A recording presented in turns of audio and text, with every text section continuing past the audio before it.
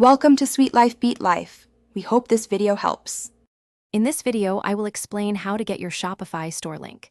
Your store link is essentially your online shop's address, allowing customers to find and browse your products.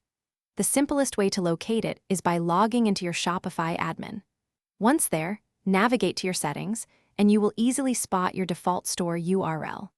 This is the fundamental link that connects your customers to your brand, so knowing where to find it is crucial for your online presence. While Shopify provides a default link, many businesses opt for a custom domain name. This makes your store appear more professional and easier for customers to remember.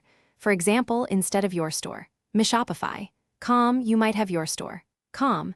You can set this up within your Shopify admin under the domains section.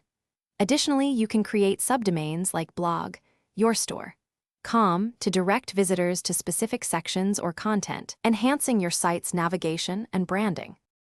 Once you have your store link, sharing it effectively is key to attracting customers.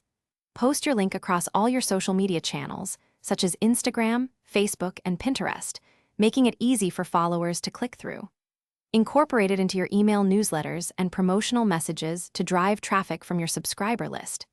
You can also embed your link on partner websites, blogs, or online directories to expand your reach and visibility across the web, bringing more eyes to your products.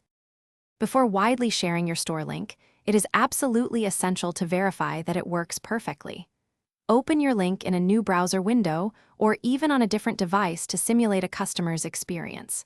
Click through various pages, check product listings, and ensure all navigation elements function as intended.